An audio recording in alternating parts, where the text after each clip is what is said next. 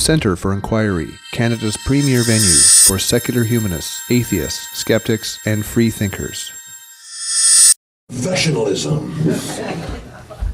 This is awesome. Everybody welcome. How's everybody tonight? Excellent. Well, I will be your host for the comedy show tonight. I am Dan Dirksen, comedy extraordinaire. I don't feel I have to push that because everybody here is skeptical. That's all right. Excellent. And how everybody enjoyed the music? Give it up for all the musicians you guys heard earlier. Fantastic. Excellent. Sort of walked in here and it felt like, am I at the right place? Because this looks like church when I used to go. Had to be a bald lady playing the organ, but that would have been all that was needed. Excellent. Well, fantastic. Welcome. Everybody give it up for CFI this evening as well. A fantastic organization doing crazy, wonderful stuff. I will be emphasizing later on throughout the show how much you should become a member. So much you'll feel like you're watching PBS. But that's okay. Excellent. Well, tonight we're gonna have a lot of fun tonight. I was so excited when I got this thing. Am I a little loud for you guys? Is this? No, good. Because it's gonna get really loud. Don't worry. No, I was really excited when I got the call to come and do this because there is nothing that I think can promote atheism or skepticism more though than religion itself. It is phenomenal. How many people like me grew up very religious? Yes, by round of applause, come on, applaud for yourselves. That's fantastic. I grew up very, very religious, but I grew up fucked up religious. I grew up Jehovah's Witness. Oh, that's the reaction I love, man. We were like the burn victims of religion. You're gonna hide your kids' eyes when they walk past. Don't look at them. They might accidentally give you a watchtower. It's fucked up. I was one of those. I was knocking on doors when I was 4 years old every Saturday morning. Knock, knock, knock, knock, knock. We talking about Jesus. Like talking about Jesus. First time I was ever told to fuck off, I was 5. What does a 5-year-old have to do to be told to fuck off? Wake people up at 10 o'clock on a Saturday and talk about Jesus. That's all you have to do, man. If you don't know anything about that religion, it's really messed up. Jehovah's Witnesses, we weren't allowed to celebrate any of the holidays that everybody else got. Like, we didn't have Christmas. We couldn't celebrate our birthdays. Couldn't celebrate New Year's, but we did acknowledge the years changed. I thought that was very progressive of us. If we're really committed, it should still be one. We didn't celebrate Easter, which still doesn't make a fucking bit of sense to me. Jesus, chocolate, rabbits, Easter. It's like somebody took 3 random nouns and made a holiday. Elbows, table lamps, Alex Trebek, Easter. But none of that mattered. To me, there was only one holiday as a kid that I wanted, that I never got, the best kid holiday. What I'm talking about? Christmas. I said that. You don't have Halloween. Thank God somebody is fucking listening to me. Halloween. The one holiday where you get to do what? Knock on fucking doors, perhaps? You guys knocked on doors and you got candy. I knocked on doors and got the finger. Oh man, Jehovah's Witnesses are they were so fucking messed up. They screwed my life up, but quite fascinating company. Jehovah's Witnesses are the second most prolific publishers of magazines and periodicals in the world. Number 2. Do you know who number 1 is? Bob Guccione, who produces Penthouse magazine. We could have been number 1 if not for just a little bit more vagina. That's all we needed. Jesus, boobs. That was fantastic. The thing that I love, Jehovah's Witnesses were so freaking weird. They predicted the end of the world 4 times in the 70s alone. 4 times. 72, 74, 76, 79. They skipped 77 because they all wanted to see Star Wars. Which is really just the Jesus story. Anyways.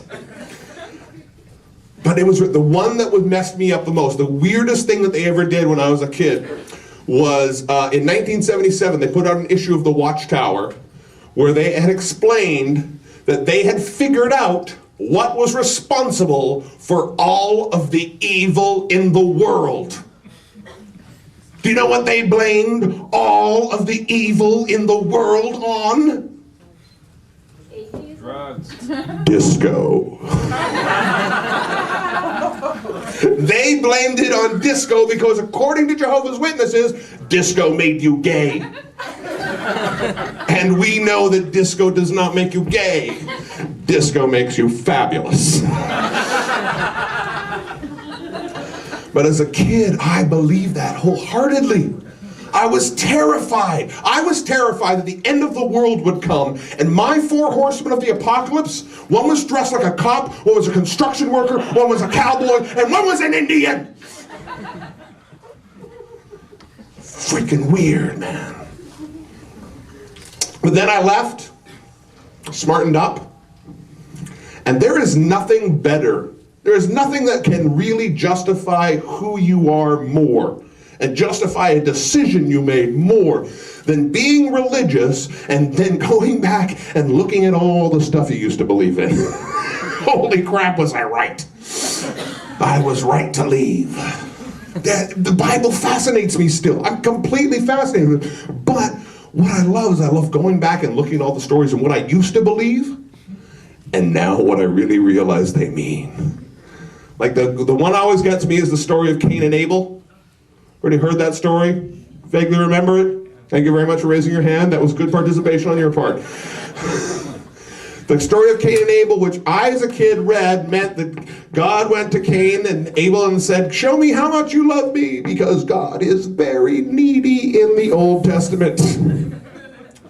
Show me how much you love me. Go out and do your best. So Abel went out and he got his fattest sheep and he sacrificed that to the Lord.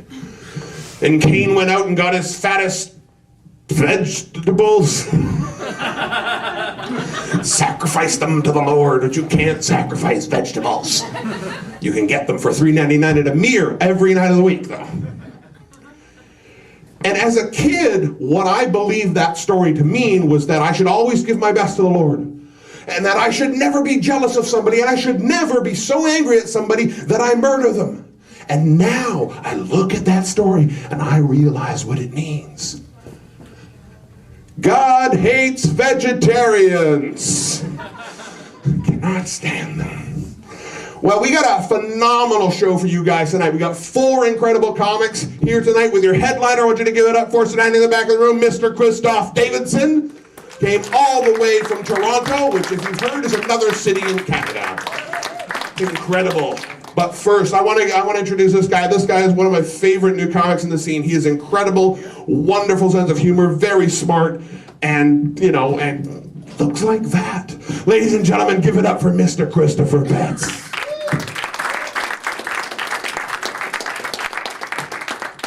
Keep it going for Dan, guys. He doesn't believe in God. Yeah, she actually raised her glass to that. That's awesome. I'll do that. Yeah, fucking right. I'm not a God-fearing human being. I find it interesting though, like religion. I find that. Did you guys hear about that? Like apparently atheists know way more about religion than religious people. Like that's like we think about it. I find it so fascinating all the time. And like when I think about him, or if I gave it a sex. I don't know. I love it when people like insist on a sex for imaginary beings, like God is a man. I'm like, well, unicorns are hermaphrodites. I don't fucking. 2 can play that game, big guy. And it's just like it's fucking ridiculous. Like, but I got a theory on what it is that people believe, and I've been at least the big 3. Like this is my synopsis. Essentially, they believe that there's this guy that no one can find. All right, they know he exists, but they can't pinpoint him geographically per se. And this guy has demands. Demands which he communicates through various threatening forms of correspondence. Think like earthquakes, floods, Stephen Harper's cold, dead eyes. Right? And so if you don't do what he wants you to do, when he wants you to do it, how he wants you to do it, he's going to unleash like a previously unimagined level of destruction. And that's it. And I went to some of my religious friends. And I was like, guys, am I close? Am I getting there? And they said, well, Chris, 2 things. You're an asshole. And technically you're correct. And I was like, guys, listen, I love you, I really, really do, but I don't know if you've been paying attention for the last 10 years, it's really not okay to be giving in to the demands of a terrorist the way you've been doing your whole life. And I'm gonna have to report you to CSIS as an enemy of the state. So I miss my friends, but it's not snowing in Cuba, so that's nice. They're enjoying their vacation. I don't know, it's weird. God's will pisses me off as well. Like the idea that God has everything planned and it's all kind of set is strange to me. Like I don't understand if people believe that. Why the fuck do we have people who are still pushing for more laws and bigger prisons? And why are these people the most religious people that society can create? That's faith in action. Like it's weird. Like how the fuck do these people know that it's not part of God's will for some guy to pull out his dick, play it like a bass guitar in front of a captive audience at birthday parties at Chuck E. Cheese? Like you don't. We have no way of knowing that. We have no way of knowing what was or was not predestined by the Almighty when He invented the universe 12,000 years ago. All right? It's important. But if, like, there's one, I read something recently that kind of made me jealous of religious people, where apparently when you go to heaven, if you fillet an angel, they ejaculate Baileys. Which is awesome. Right? But if you're not into like blowing cherubs, which is totally cool, it's not for me either. It's heaven, there's something for everybody. So God's vagina tastes like your favorite meal. For me, steak and potatoes. This gentleman, I don't know, craft dinner, Ibrahim, maybe something, yeah? And for one lucky guy out there, it's just gonna taste like God's vagina. It's all he's ever wanted to eat, that's all. And, yeah, it's weird. But I don't understand. The whole society's broken. I saw this ad recently for a new computer that HP's putting out. It's called Beats, and apparently it was designed by Dr. Dre, which I have a hard time believing. I don't think his PhD's in computer programming. Seems unlikely. I have a really tough time picturing him in a computer lab surrounded by geeks, like joint hanging out of his mouth, Colt 45 on the bar, because he still keeps it real. And just surrounded by hoes, like, bitch, get off my dick, I'm writing binary. He's got to concentrate. And like, it just seems right in the commercials hilarious. It's just like a stock sort of shot of the computer just spinning like that while the narrator tells you all the little bits and bobs about it. And then right at the end it pans out and Dr. Dre stood over it with his arms crossed like he's a fucking genie and he just granted your first wish. It's just ridiculous. Like, ads are bullshit. We can all come to terms with that now. They're all lies of society. We can just be like, ha ha ha, they're lying, and we know it. Like, so many people don't know that ad isn't even short for advertisement. It's an acronym. It stands for actors and deceit. and that's not known enough. I don't know, as a concept, it's just so fucking weird to me. Oh, that guy threw me off. It's interactive. Yay. No, but they're weird. Every time commercials are the only time that I get interactive with TV. Like, it's kind of a placid thing where you sit back and you watch things happen. But every time I see a commercial, I get like really angry. They're just like, oh, you see this famous guy? He loves our product. I'm like, no, he doesn't. This product is really good for you. No, it isn't. You need this product. No, I don't. Like, just one day I hope to have just enough money where I can buy some ad time during the Super Bowl and just show an advertisement the way that I see them. Like, it'll have a beautiful female celebrity and some attractive youths like riding horses bareback on the beach and bungee jumping and touching each other, but in a PG-13 way. and the narrator will just be like, you see this lady? She doesn't give a fuck about our product. But we paid her, so here she is. Isn't she pretty? All the things these guys are doing, nothing to do with our product. Not even close. They are good at pretending they're having fun, though, aren't they? They're awesome. Our product will probably kill you. But who cares? We don't. Why should you? Most importantly, if you don't buy our product, nobody will want to fuck you. All right, and that's the most important thing in the world, not even for money. Unless you're religious, in which case it's paying lip service to a god that you support in name but not in action, and having people want to fuck you. And then it won't even tell them what the product is. It'll just be like, available at a Sears near you, and it'll end. And then my favorite thing is that the next day, I figure all Sears will just be full of people grabbing random shit like, is this it? Is this? And what about this? Is this people have to fuck me? I need that. These are the things I dream about at night. I want to tell you guys about a game that I've been playing with my roommates for about a year, and it's something silly. It's something that makes us laugh. We get home from the bar and we play it, and it makes us giggle. It's called "You Think I'm a Child, But I'm Not a Child." We play it on the internet,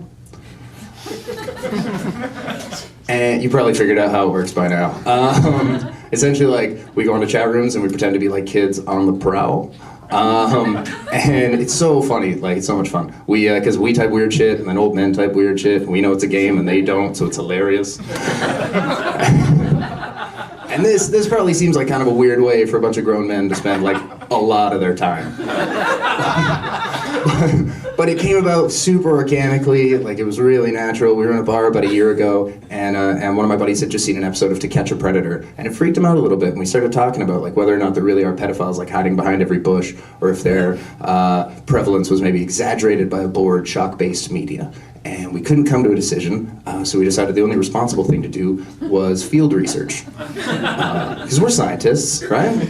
And so we put on our lab coats and we hit the chat rooms, and turns out there's a shitload of pedophiles out there.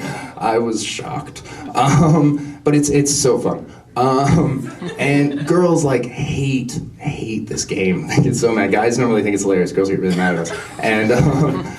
And they're always like, they're always telling us, oh, you shouldn't be encouraging these dirty old men. And we're like, hey, we're not encouraging these guys, all right? These guys are pedophiles, they'd be doing it anyway. As far as we're concerned, it could be kids talking to these guys. But it's not, it's us. Fake, sexy kids should be a government-subsidized program. That makes it worse.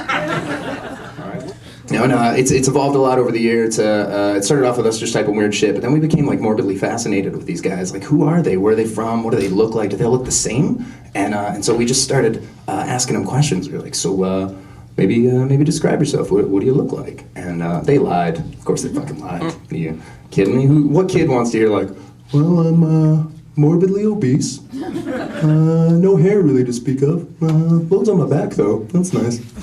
I'm in my mid to late 40s and I live in my parents' basement.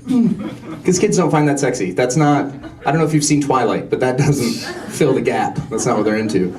So we decided that what we were gonna have to do was, if they were gonna lie to us, we were gonna have to set up dates with these guys, because we were fascinated. So we'd set it up in, like, public places. It would be like a cafe or a park, somewhere we could just fade in the background, because we don't actually want to engage with these guys. We just want to observe them from afar. We're, like, really socially frowned upon Jane Goodalls. And so every single time it went approximately the same. It would just be like, they'd show up and they'd be really happy and sort of like, yeah, like cracking jokes with the waitress, little box of candy on the table. And then after about half an hour, they'd realize, this kid's not coming.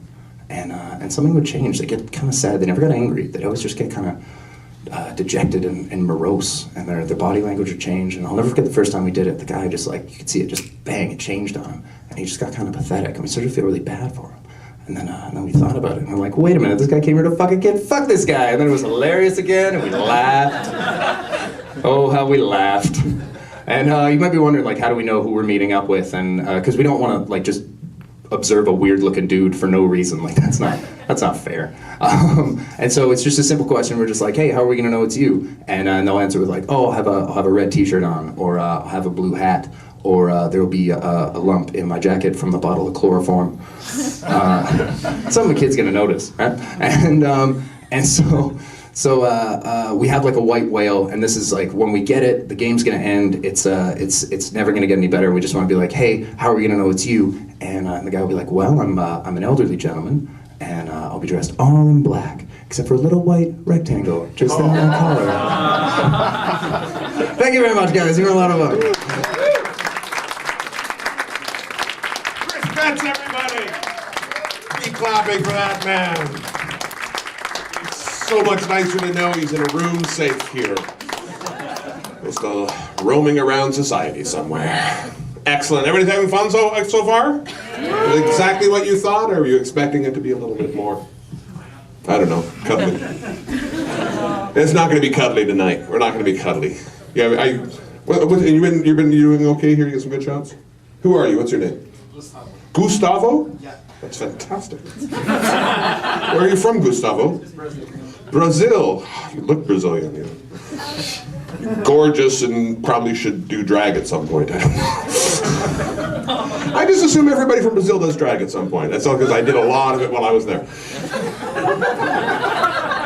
That's something to see. Yes. And you can see it on my website. I take PayPal. Excellent. Well, welcome, Gustavo. Keep going. Have some fun. And everybody else, fantastic. And everybody out in the back here is okay?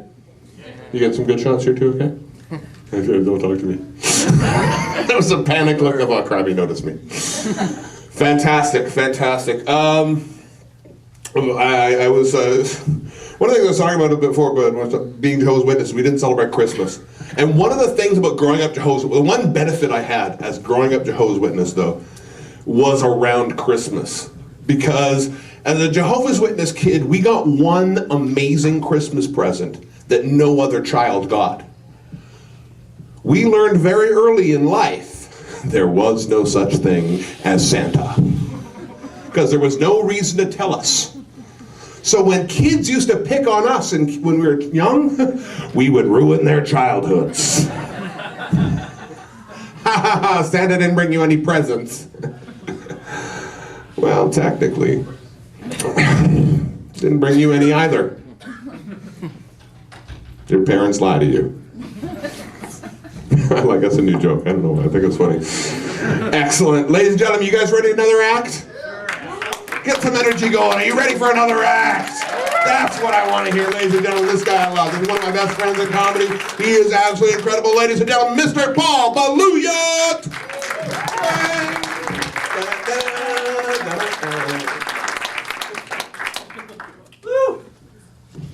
Keep going for Dan Dirksen, everybody. Thank God for that guy. I don't know. And don't forget to join CFI, everybody. I think we have to mention that, right? Because nothing encourages independent thought like joining a group.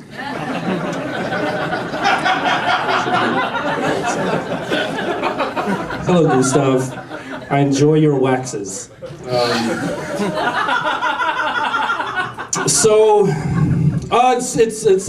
It's Christmas time, everyone. I know people don't believe in Jesus, but we do believe in presents, don't we? Everyone, any excuse for presents. I'm kind of just here to brag because I was at like a party with my friends and I got a really cool gift this Christmas. It's right here. Check it out. See that? Bang! It's a Casio. It also doubles as a calculator. Yeah, it's very classy. My lesbian friend actually got it for me. I think she misunderstood when I said I want a watch.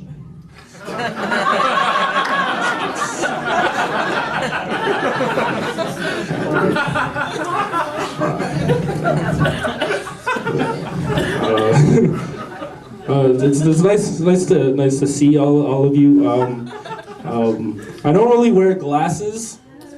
Whenever I do wear my glasses, though, they remind me that God doesn't exist.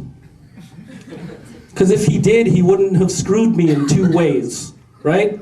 One, he wouldn't have given me this horrible vision that I have, so that I need corrective lenses. And two, he would have given me a nose bridge to support corrective lenses, right? It's so bad that I was wearing my glasses one morning and taking a piss and I sneezed. And my glasses fell directly into the toilet. And I've had shitty vision ever since. Huh? Everybody, I'm just gonna stand here, huh? No, okay. I'll get there. Oh yeah, you didn't have to adjust the lens, that's cool. Sorry, I'm gonna throw off your focus. Yeah, so those glasses, yeah, it was weird. I also, I was reading this article recently, and it said that because of global warming, if the temperature in our world's oceans goes up by 1 more degree Celsius, we are gonna lose 50% of the world's penguin population. Isn't that horrible? Yeah. That was so sincere. But see, it's terrible, but I like to think on the bright side, at least the penguins will be dressed for their own funerals. What kind of God would do that? Let's try to tie it all together.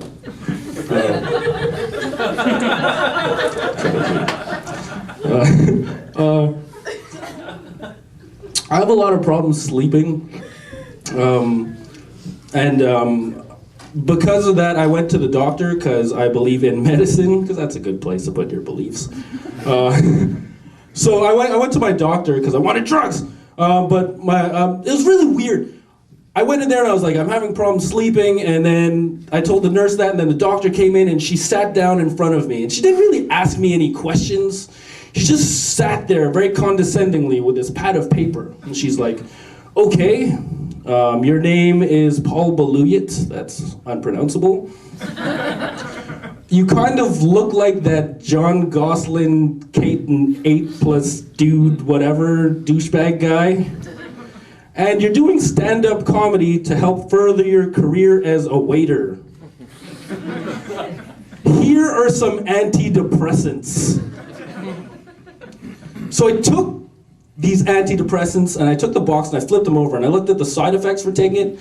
And the side effects for taking this include nausea, insomnia, diarrhea, and problems with ejaculation. That's when I thought, can I really picture myself still awake at 4:30 in the morning, nauseous, sitting on the can with my ass exploding, trying to masturbate, but my swollen urethra feels like it's spitting fire, and think to myself, hey, at least I'm not depressed. Doesn't make any sense. Doesn't make any sense. I bought a new car recently. That was an exciting point in my life. Thanks, no one cares. And me and my friend, we both bought compact cars because we're like, oh, it's good for the environment, right? Then this guy, he gets all cool and he's like, oh yeah, I bought a compact car because it helps compensate for my enormous penis. I was like, oh, what the hell? And then I thought about my new car I got, and I was like, I drive a Suzuki Swift. I'm like, wait a second, my car is my penis. You know, it's smaller than your average, fits in tight spots around the city, it's black. I call it my David Suzuki Swift. And that's just because I have poorly trimmed pubic hair.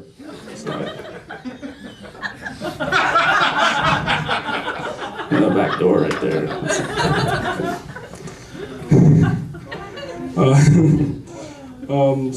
I kind of had my heart broken recently, everyone. Oh, very sad. I tried dating this native girl, but she was reserved. So, didn't work out the way I wanted. But I mean, maybe it's just because I just don't get women. Women, I don't know, I'm trying to understand you, and you just stared at me blankly, like right now. And I had this one understanding. I was like, okay, I understand that guys will say anything to get a girl's attention, and a girl will say anything to keep a guy. That was like a naive understanding that I had of like how the relationships work. You know, so I was like, okay, a guy will say anything to talk to a girl, so, you know, a guy will walk up to her and be like, yo, what's up, baby? I want to get you pregnant. And then a girl will say, I am pregnant. Yeah, thanks. 2 people, that was great.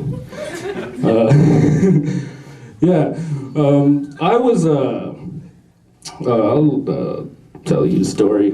I was eating Rice Krispies the other morning because I'm Asian and wanted to increase my rice intake to 13 portions a day. And as I was pouring the milk into the cereal, I awaited those 3 familiar sounds. You know, what are those 3 sounds the characters are named after? Snap, crackle, and pop, exactly. But when I started pouring, that's when I realized that I was in Quebec. And I was looking at the French side of the box. And those 3 characters were replaced by people named Crick, Crack, and Croc. that's when I thought, who knew that you could change the way that food sounds just by putting a little pepper in it?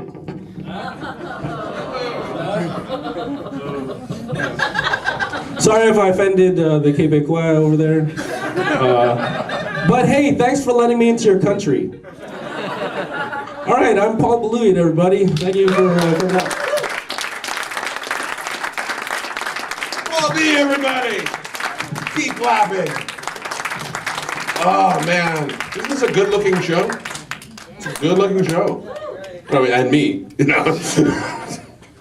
But you're all still picturing me in drag. Excellent. I love when Paul was telling the whole Rice Krispie story. This lady behind here was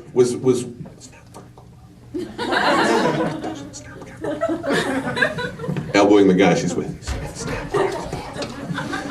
I love that you're part of this. It's fantastic. Feel free to mouth whatever you'd like along with the rest of the show. Oh my God. Back to my fucked up childhood. Let's talk about that some more. One of the things I love when I sort of keep coming back to when you leave being religious and you keep coming back, and I love going back to the Bible, especially the Old Testament. Old Testament fascinates me because it's really angry. It is really angry. But the one thing coming back to that, reading the Old Testament, there's the thing that I feel the worst about, the concept I feel the most sorry for, is the city of Gomorrah.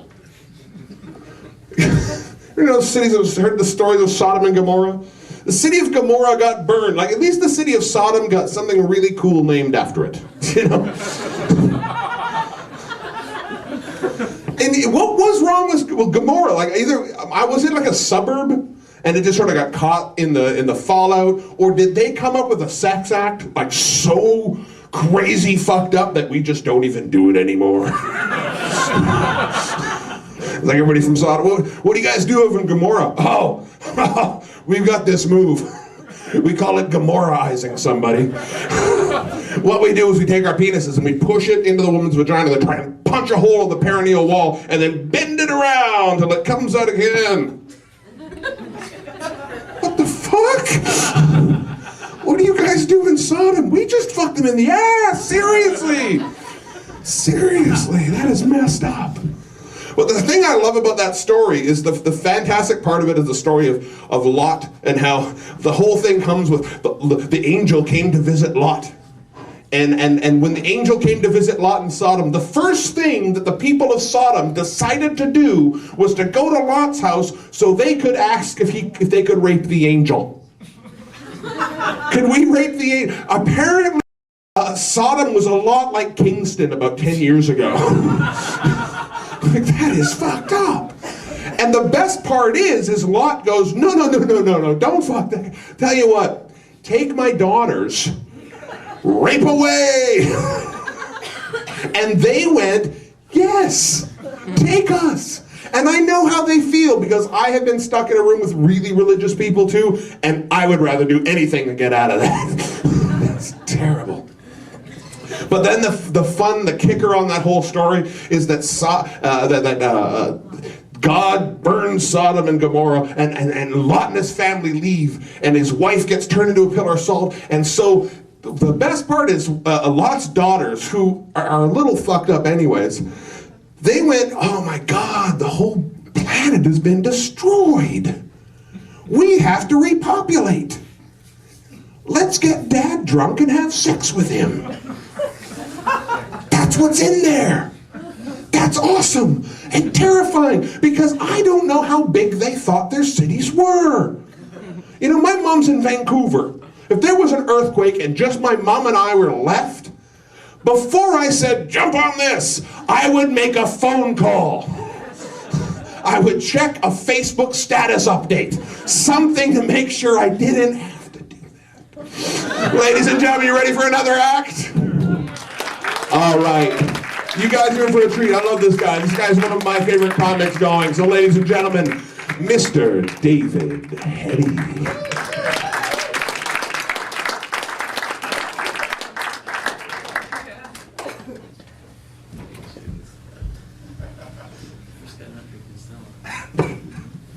Thanks, Dan. So, according to your literature, the CFI's mission is to foster a secular society based on science, reason, freedom of inquiry, and humanist values. And yet, you don't consider yourselves to be a faith-based organization.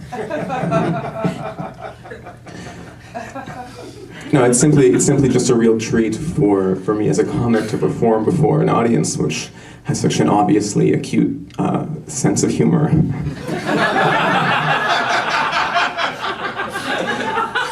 I feel a little bit bad because traditionally it's always been my job to make you laugh. I just really hope that you're not intending to bring about this society of reason and humanist values by way of those principles and rational argumentation. It's not. I don't know how your group feels about divine intervention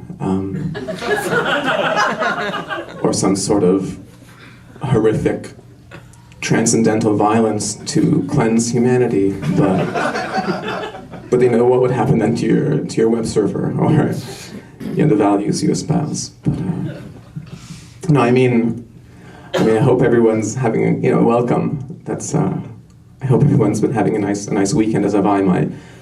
My friend held a little get-together to celebrate the birth of her child, and I guess it was inappropriate, but at the time, looking at that beautiful new baby, all I could think to myself was, this life too shall die. And I told my friends how I felt, and they said, well, that's what makes its life so valuable. And I said, no, that's what makes its life such a waste. And while they all gave me looks of understanding, I don't think any of them truly appreciated what I meant, because none of them bothered to pull the baby from the pool.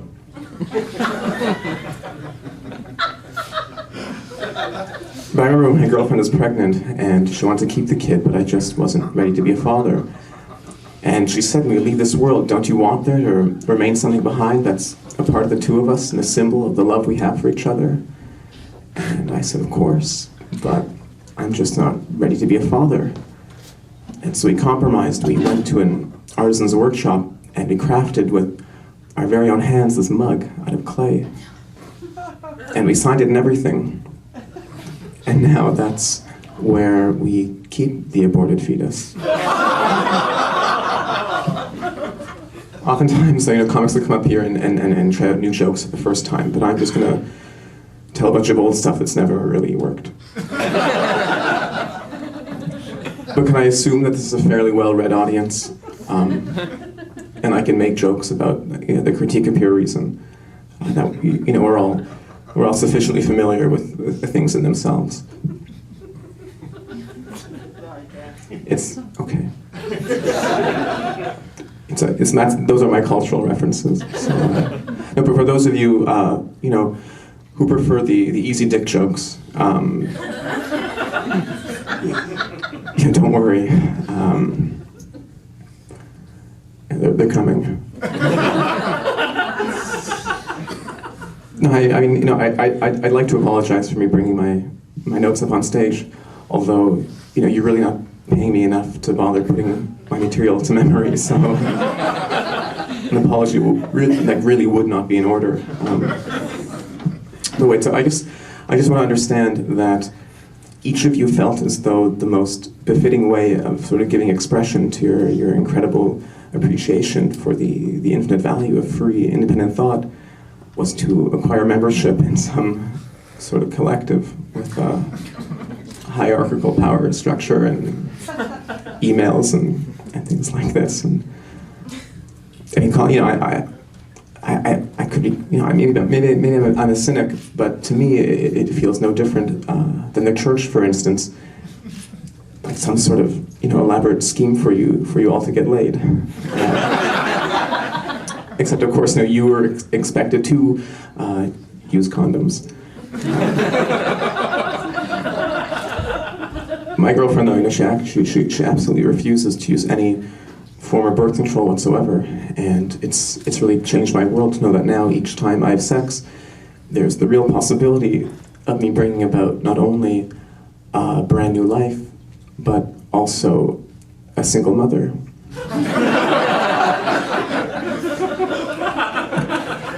But personal relationships can be quite difficult. You know, this guy I went to school with for years, he was a complete wreck. After his girlfriend left him, he had no idea what had happened. And I remember when he was sobbing, he softly said to me, he said, "David, as my only friend, tell me the truth." And I said, "I'm not your friend."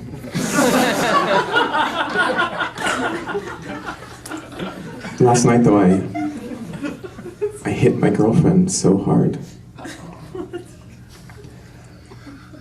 My heart broke.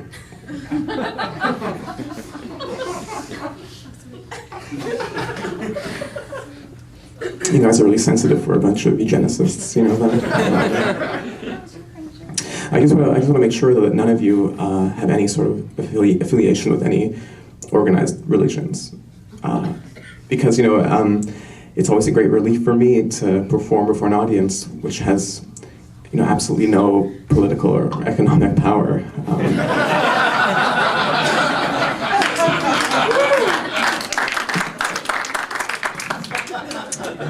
I'm a political comedian all of a sudden. So, no, but I mean, you know, writing and reading books, it's cute as well. No, it's actually a special evening for me because my father is in attendance, and so to note the occasion, I shall be foregoing all jokes which involve any sort of sexual relation with my sister. That's purely out of respect, seeing as how at present, you know, he's the one sleeping with her. Oftentimes, though, after my sets, someone from the audience will come up to me and say, "I really didn't appreciate the things you said on stage." But then other times, sexual predators will approach and say, "You really struck a chord." So I guess it balances out. Although people were quite outraged when the director, Roman Polanski, pleaded guilty to what was essentially the rape of a minor. But I think we're forgetting that he was also a Holocaust survivor. Because in my mind, the two things sort of even out. The way I see it, that 13-year-old girl was essentially just his Palestine. As a side note, no, I actually came up with that when someone challenged me to write something that would offend Jews, women, and fans of Chinatown. But I was incredibly, I shouldn't stop the laughter when it comes to that. I was incredibly shocked to read about all the sexual abuse within the church. I couldn't believe that there were still all those people who believe in God. Although I didn't understand was all the surprise of the parents of these kids. I'd always thought that they sent their children to these places expressly in order to get fucked in the head. No, but the world's such a horrific place, and I can't be held accountable that, you know, that these jokes exist. But I really feel that, you know, if God didn't want me to say these things, we still wouldn't know. I've long felt, though, that Drew Barrymore to be the most deliciously fuckable of all Hollywood stars. The big doe eyes and the soft, supple skin and the cute little ass. I've really just never understood why she hasn't been able to find any work since E.T. But I was a precocious child. I was an incredibly precocious child. On my 7th birthday, I turned 11. Thank you, Dan. No, but they say that lies made baby Jesus cry. Although I've always been more interested to know how he would have responded to irony. Doesn't child prostitution make you sick? I mean, we've seen the prices lately. But I've been tutoring this kid who's not doing very well at school. He's in grade 4, but he reads at a grade 2 literacy level, and he's got a bad attitude to boot. The last time I went to see him, he told me that my hair was kind of messy. I said, so what? You can't read. But I remember though, late last year I was going through a really rough time, and I didn't know whether I could continue. And so, for the first time ever, I prayed. And I asked God for the strength and the courage to continue. And he said, no. Just because I don't believe what we typically refer to as God doesn't mean I'm completely devoid of spirituality. I believe in a higher order or reason, some sort of cosmic justice or balance. And I think that's why whenever I see someone with a horrible mental or physical disability, I don't feel a sense of sadness or injustice at the arbitrary nature of existence, but I think to myself, there goes a fundamentally bad person. But I'm tired of being thought as a bad guy. You know? I accidentally stepped on a homeless man the other day. It's not like I wanted to have to go home and wash off the bottom of my shoes. But I think the homeless are just lazy. That's their real problem. You know, about half of them didn't even bother. They haven't even bothered to finish growing all their limbs. No, I'm always amazed by the physically disabled who, despite all they have to deal with, are still capable of maintaining an incredible religious faith. I mean, think that given all that they already have to deal with, God would have at least spared their minds. But I'm tired of being accused of a comedian who has no regard for his audience, when the truth is I shield you from the horrible reality that in my mind, each of these jokes actually takes place against the backdrop of post-war Europe. From now on, to signify the end of the joke, when you're supposed to laugh, I'm going to say the word bitch. For example, the other day, I saw a guy walking down the street in a Ghostbusters t-shirt. And I wasn't sure as to whether he was anti-ghost or pro-Ghostbuster.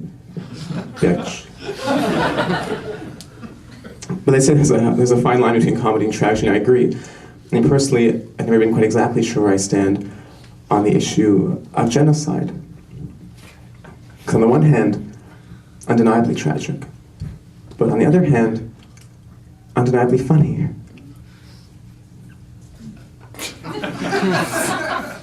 I guess it's just one of those things where you really had to be there.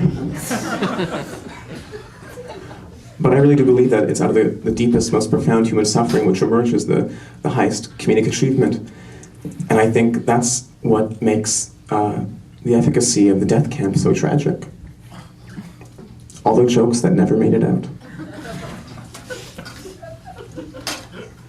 You don't realize that right now, but that was your favorite joke of the evening. On the principle, I don't like to tell jokes with the Holocaust, so I like to keep my material fresh.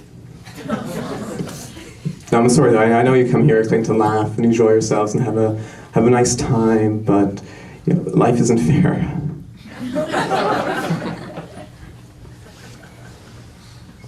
But I'm always the first to come to the defense of the fat and the overweight. I really do feel that it's simply a genetic lottery. I was simply fortunate enough to be born with a sense of shame.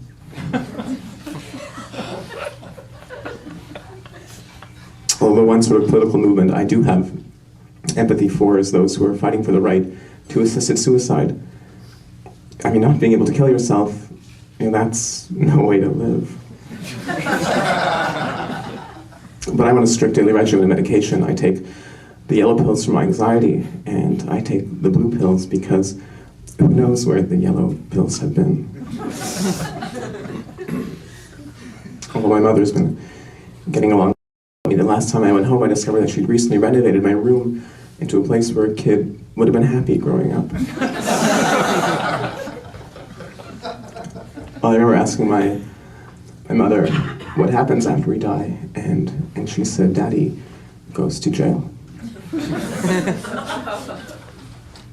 it happened years ago, so it's okay, but my parents, they actually passed away on their 40th wedding anniversary. Some called it the most beautiful ending they could have hoped for.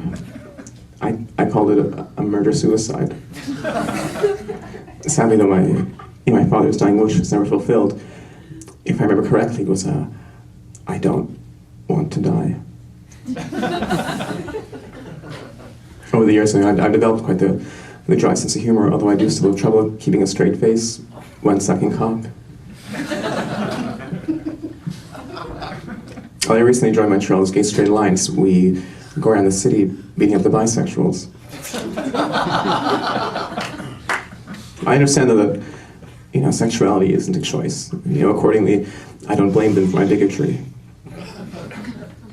Incidentally, I'm quite curious as to how the agnostics and the atheists relate here, and why you're so accepting of people who do believe. You don't have sufficient hate, in my opinion, for those with whom you disagree. That's all. No, but I get tired of all these huge, sort of macho jock types who say, "David, come on, you gotta be a fag." I'm just like, isn't it enough that you're inside of me? But they say, "David, people, they say there's nothing at all funny about sexual assault." And I say, I know. It's not why I do it.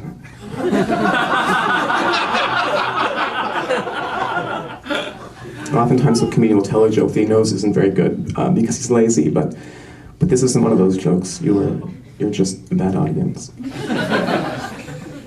I suffer, though, from an extremely complex Freudian problem. Whenever I have sex, I can't help but think of my mother.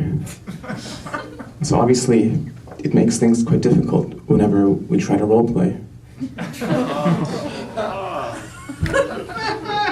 Yeah, that one really crossed the line.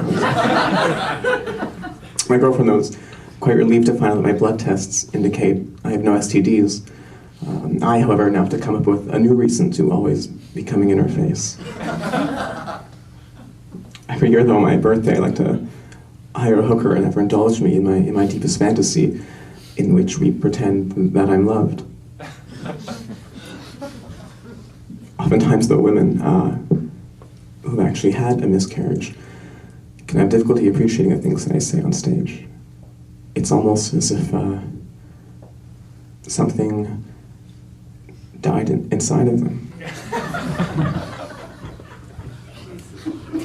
I mean, some women don't appreciate that joke, but then again, your gender really isn't known for its sense of humor.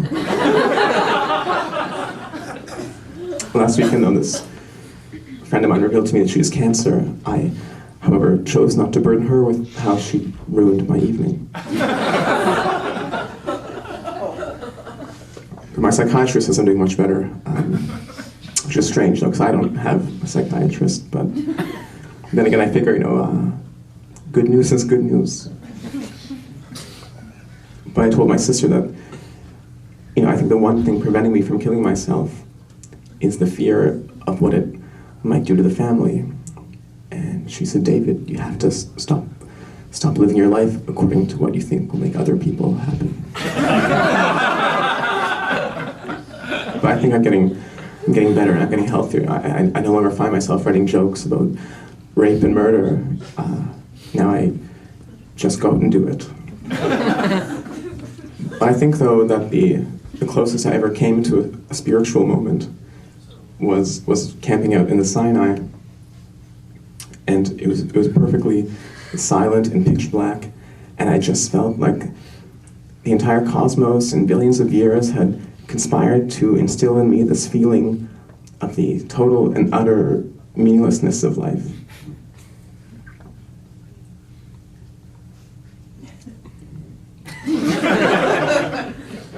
And my tour guide, who had expressly said, "This water is for me," drank from the bottles, and I contracted dysentery.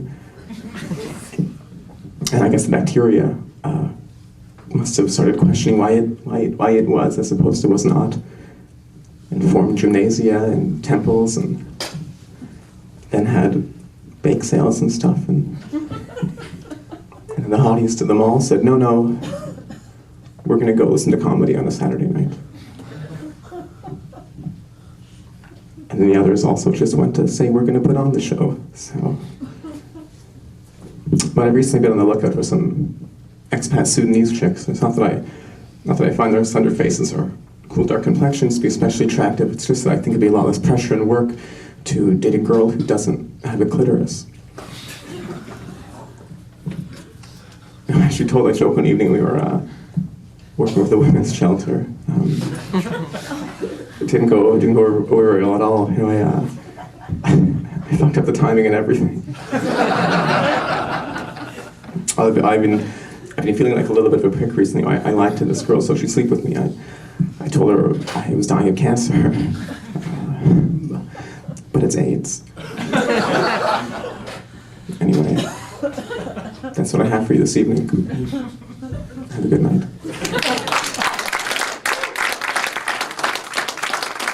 Mr. David Henny.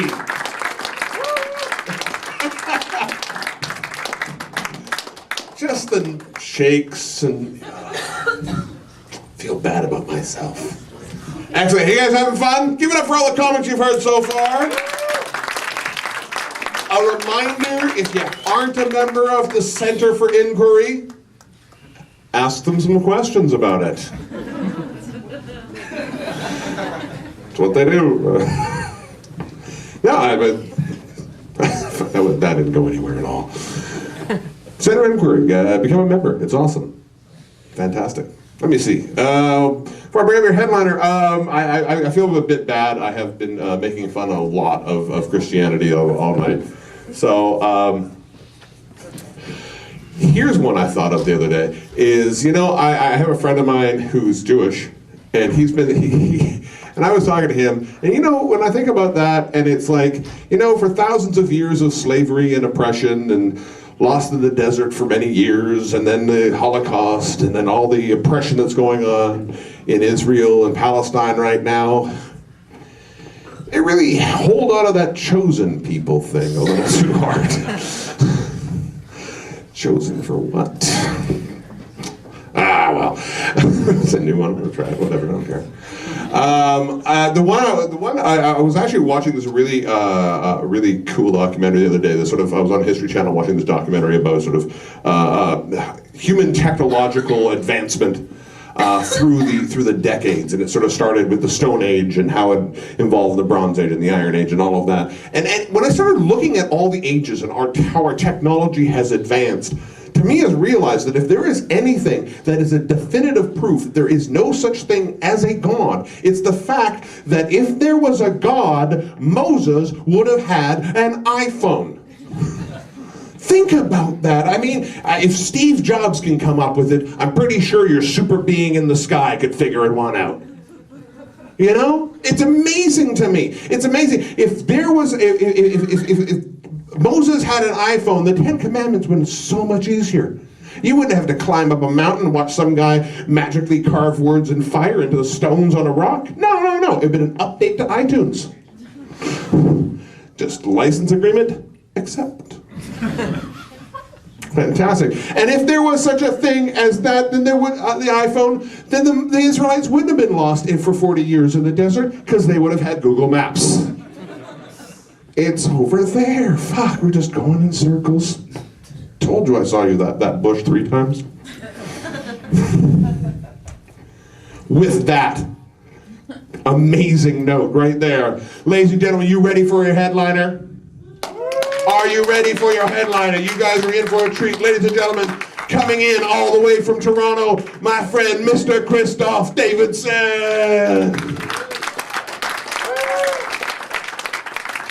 All right. You guys are like, wow, the headliner. He can't be that big. He's right here. What the fuck? I don't know him. YouTube me, though. I am funny. Don't worry. My name is Kristoff, like you said. I'm a comedian. Let's hope so, huh? That'd be awkward at this point. You know, you're like sitting here and then like this last guy, who's the weirdo with a beard. No, I am a comic. And I've been sporting a new look right now. It's called hobosexual. That's what I've been trying to swing right now. It's a new thing. I asked my stylist to give me that. And or Sporty Jesus is another one people have been saying, you know, because he's gonna save people. But I just left my razor in Montreal, actually, from Toronto for 2 months. That's really how this all happened, I swear to God. But I'll tell you guys a bit about myself. When I was young, I was actually surrounded by women quite a bit. It was just my mom and my sister for a while, and all my cousins were girls. So I'm a very sensitive man in a lot of ways, but too sensitive, really. I had a threesome once in my life, and my favorite part was the cuddling. For real, yeah, that's not normal. I know that's weird. As a guy, you're supposed to be like, more holes, and I'm like, no, cuddle, let's go, just sleep, 4 pillows, why not? Yeah, I don't even like Dirty Dancing's my favorite movie. Isn't that's strange too? That's not normal either. I don't think, why am I that sensitive that Dirty Dancing is my favorite film? I'm just like, nobody puts baby in a corner. I love it. I don't know why. This is like I guess I watched it 6 times with my sister and cousins. And I'm not a fighter either. I'm not someone that would normally fight somebody. I don't have that aggressive side. I think if a guy did something at a bar where I was supposed to fight him, I would be like, buddy, you just messed with the right guy. So just, where do you want to put this? Get it over with. Just punch you in the face. I get back to hugging my girlfriend and crying. That'd be fantastic. Let's do this. Let's get it over with. I think if I had to fight a guy, like I was cornered and I had to attack him, my big move would just be jumping on him and kissing his forehead. Because that would ease the tension at the very least, wouldn't it? No matter how drunk or angry or ready for a fight you are after that, you'd just be like, let's do this! Oh, just get out of here, buddy. Go on. Kind of made me feel special, actually. That's why I was fighting in the first place. Why is there feedback coming out of my balls? I miss my dad. You know, psychological warfare is what I'm trying to say. Kill people with kindness. You don't have to like believe in any religion, but I think there were some good, you know, it's funny, now that I look like Jesus, I started thinking about like, what would Jesus do? And not like the religious thing, which is like, what would he do? Like, I kind of look like him, what would be his style? And I actually went to church till I was 10, and it was like United Church, which is like so laid back, hippie, you know, Christians. They're just a social group, really, which is fine. That's actually the one thing I do like about, I thought that church is the one thing that was good was that you got a bunch of people together, you know, like a community. Like that aspect is nice, and you kind of lull people into the whole community thing, and then finally there's the big, hate gays. What? Why do we have to hate gays? I just want to, you know, talk to people and hang out on a Sunday. But so I didn't really get into it, but I've been trying to still act like Jesus, because I, like, you know, love thy enemy, turn the other cheek, you know, do unto others. These are good things. That's good stuff. You know, there's like messages that can work. It's just then when it's all like magic and wizards, then you just kind of get weirded out. But I have, like, even in my everyday life, I've been trying to, like, you know, promote, like, just be kind to people, even when they expect anger, you know, kill people with kindness, because people don't expect that. They're expecting, there's a lot of anger in this world, and they expect that. For example, when you're driving, most people have road rage. Doesn't matter how calm or mild-mannered you are. Some people just, like, morph into an absolute freak rage demon. Like, you know, the most calm, mild-mannered people who don't even talk very much, or something like, cocksucker, fuck yeah! Like, it's crazy how people lose their mind while driving. But I've tried to, you know, apply some kindness in that situation. So recently I was driving down the street, and I was in one lane. The guy wouldn't let me in his lane, so I cut him off. He laid the horn on me. I rolled the window down, gave him the finger, and then a thumbs up. And that totally messed with his head. He was like, huh? Why does he appreciate me? Because everyone expects the finger. Because you're in a car, and that's the only thing you can communicate in a vehicle, is anger. There's nothing else you can do because you're locked in the box. And your only methods of communication are a middle finger out a window, like a visual, or a horn, which is still, fuck you. That's all that says too. The horn is just a loud, grating thing that makes you angry and want to fight when you hear it. And that's all you can say to people, fuck you. That's the only option you have when driving a car. I think, even if like there's a little like green light and you want to be like a nice little reminder, it's just like, fuck you. Still, it's a little tiny fuck you. It's still the same thing, same message coming across. And that's the only option we have in driving. No wonder why people are so angry. But we try to do the best we can. I've even walking down the street, if you bump into somebody, it's a very Canadian thing. No matter if it's their fault or your fault, what do? Say sorry. Yeah, you just throw it out. Oh, sorry. Like you can just, oh, sorry. Like people Canadians, they can drop stuff. Like you can drop a drink on you, and you're like, sorry. Like that doesn't make sense. You shouldn't apologize for just being in the way of someone's drink, but you do, and that works unless one person doesn't do it, and it fucks up the whole system. Because I was actually on Bishop Street not that long ago. I was walking along the street. A guy bumped into me. I said sorry, and he went and kept walking. I wasn't sorry anymore. Like, not even a little bit. I'm so glad that I hit that stranger, because he's clearly an asshole. In fact, I hope I hit him enough that he's delayed, so the next street he crosses, he get hit by a fucking car. Not sorry at all. That's the problem with those rules. Everyone's gonna apply them, or it gets rough. It's not easy being a sensitive guy, especially when you're young, because sensitive men aren't exactly the pick of the litter, are we? You know, when girls are out on, like, in high school, they're not really going after the sensitive nice guy. That's not attractive to them at all. They like the bad boy. They want to, they want the bad boy to go, and it's because they have a story. I think that's what it is. I think bad boys have an edge. They've got a whole history behind them because their dad left them probably, and their mom fucked their friend or something. I don't know. They're angry and they want to fight people. So there's like a mystery there, a whole drama you could write. Because the nice guy, the sensitive guy, is not. It's not that exciting. We're just going to hold your hand in the hallway and be amazed, like, I feel so close to you right now. This is amazing. Your hand feels wonderful. It's like silk. You want to go back? Your stars. Things like, your eyes are like the stars, and I'm the... Yeah, I know that doesn't make sense, but I love you. Want to go back to my parents' place? Yeah, they're both still together, loving relationship. My mom makes a wicked shepherd's pie. Let's do this. It's cute, right? Yeah, but not sexy. You're laughing. You don't want to have sex with that person. You want to laugh with them or be their friend and talk about the assholes that you fuck. That's the only thing you want to do with those people. But you don't tell us that. I think that's what's strange. Is like girls don't let women. You don't tell men that too sensitive is not sexy at all. We're never let in on that clue. You say that you want a nice guy, which is not exactly. You want a nice guy like in public, a gentleman to take you out and make you feel like a lady. And then when you get home and the bedroom door closes, you want a serial rapist all of a sudden, which is weird. that happens, like switches. And I'm not saying this, like, this isn't my thing. This was not my thing at all. But finally, I had to unlearn everything my mom taught me about women and how to treat them in order to please one, finally. Because I dated a woman who spoke up when we were having sex. And she was like, hit me in the face! And I'm like, all right, take that, bitch, I guess. I don't know. It's not really what I want to... What are you... Hit me! Okay, twat swat. Is that what you're looking for? I have no idea. This wouldn't have been my first guess. This is not... I was thinking of a tender caress or a kiss, a lovely, like, little nothing, because I love you. Why would I want to hit you in the face? But some people want to be hit in the face during sex. Some of you are here. That's why you quieted down. You're like, how the fuck did he know? Oh my God. Could have sworn I covered it in foundation. It's fine if you want to be hit in the face during sex. It is. And it's fine if you don't. You see, we all have a different little weird thing, or several weird things. We just don't know if our weird matches others, so we shut up about ours immediately, worried that we'll be judged, which you will, completely. You could have a guy in a diaper with a bonnet and a soother in his mouth, and he'd still be like, honey, I heard that guy's got a foot fetish. What a freak. Come on, change me. Let's do this. I'm full. There you go, judging, huh? You don't like the poopy baby guy. Well, who knows what weird thing you guys are into. Oh, poop, that's disgusting. Vomit on my face. Like, I don't know.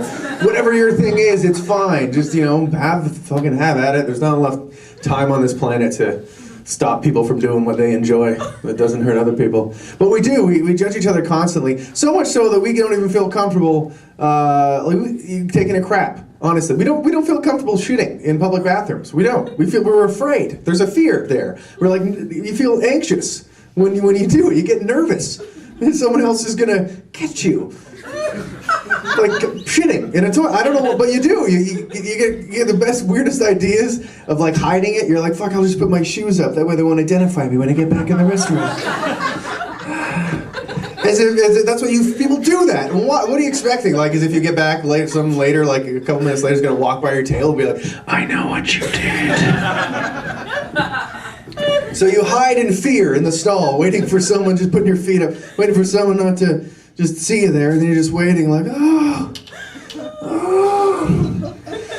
someone's coming in, fuck. Please leave.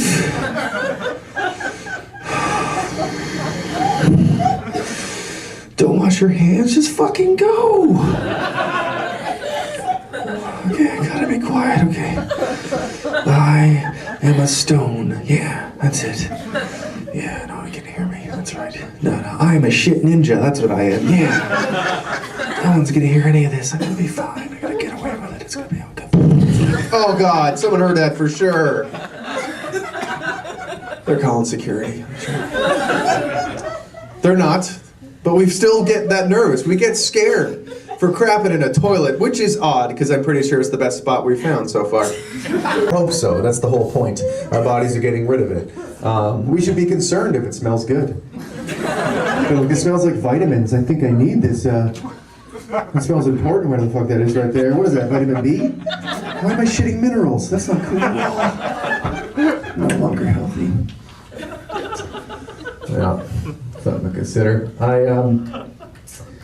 I think rape jokes are really hard to tell with a beard. They're just almost impossible because people immediately feel like extra rapey. When you have a beard, like, nah, I don't know. They're tough enough as it is, but with a beard, fucking nearly impossible. Because people feel that like beards are like, that guy's kind of looks rapey enough already. I don't know. If they think you can do it, which I think is the complete opposite, actually. I think it's totally, they got it all wrong. Because if you don't have the time, or the energy, or the wherewithal, or the organization to just shave, how are you going to get around to raping? Honestly, that seems like a lot of work and effort, and you're already, you can't even shave your beard. I mean, it just seems like, yeah, even if someone was like, hey, come on, let's go, let's go, we're going to rape some people. I'd just be like, nah, I got Netflix on, I got $8 a month, it's wicked, I'm going to watch movies.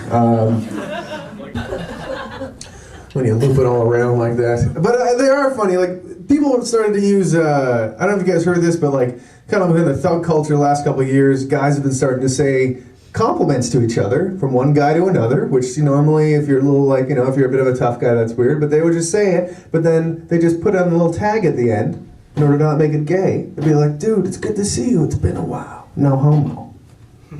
And that's what they would do. They would say no homo, and then that means that they can say an affectionate thing to another man. But I feel like that kind of brings the topic of gay sex into a conversation that didn't require it or have it in the first place. It's kind of like saying, dude, it's good to see you. It's been a while. I don't want to fuck you, though. Like, really? Great. Why did you just say that last part of the sentence? It was just nice that you said you appreciate me and miss me. That's all I needed to hear. It seems kind of unnecessary. I didn't think about it. I also saw a sign, actually, outside of a strip club once. It was a weird bunch of words put together. It said, live nude girls. That's unnecessary. To specify, live. I would hate to walk into a place that only said nude girls, be like, oh, this place looks beautiful. Oh.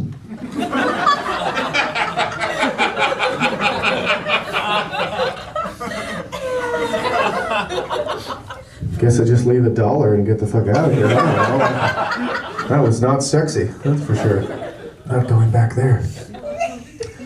Also saw a sign once that said, have you found Jesus? And I got excited because I'm not religious, but I love games. So it was just a matter of looking for him your whole life.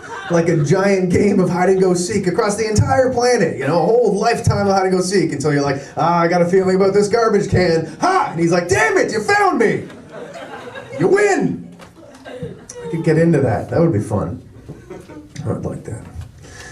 Oh man, I think lockets are a really romantic thing when given between one person to another and have been together for a long time.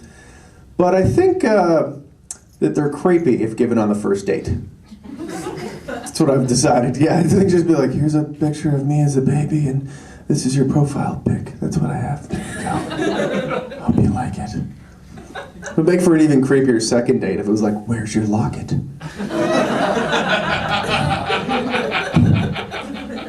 That would be fun. I love coming back. I just drove in today. I love this city. Montreal is so much fun, and people allow you to have fun more so than other cities here. I like the bars are open late. That's fun too. Although I lived next to a bar when I was here in Montreal, and that kind of sucked. Only because the sound of girls exiting a bar drunk sound exactly like girls being murdered. There's no difference, I promise you. Because I get woken up in the middle of the night concerned that some of these girls are being hurt, and all I hear are screams like, ah, yeah! Ah! No! sounds like a girl's being hurt. And I would literally get out of bed and be like, oh my God, what's happening? But then there'd be that little giveaway, and I'd be like, no!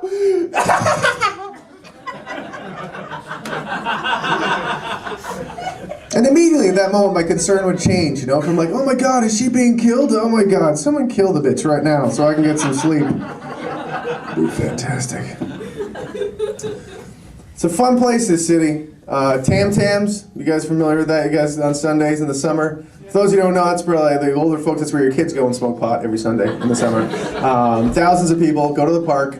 And all different walks of life. I think that's what I love about Tam Tam. You have like thousands of people from every different shapes and sizes. You got students and circus performers and hippies and all different walks of life. But there's one group that every other group still totally makes fun of, and that's the medieval guys who are in the woods with like duct tape swords and shields.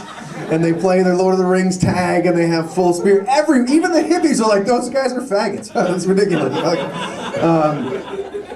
Which is strange. Everyone shits on them. Except I have a theory that those medieval guys in the woods are just the 40 people in the city that are normal. Absolutely. I think they're just the 40 people that have that rare combination of good parents, a solid upbringing, and a good self-esteem. And they're like, fuck it, I'm 35 and I feel like fighting in the woods with a sword. That's just what I'm going to do. I'm fucking comfortable with my life. I don't give a shit what other people think. I'm an independent thought. I don't care if I never touch a boob. Excalibur! They're just happy being who they are, right? Most people can't do that. Most people have a lot of issues and insecurities, so they just point and laugh. Like, oh, look at those losers in the woods. I wish I was that free. God damn it. Looks like fun. Do like this city, though. It's a good place. A lot of people do drugs in Montreal, more so than anywhere else. There's a lot of drug use in Montreal specifically. I think it's because of all the artist community and stuff. And like, say what you want either way about drugs.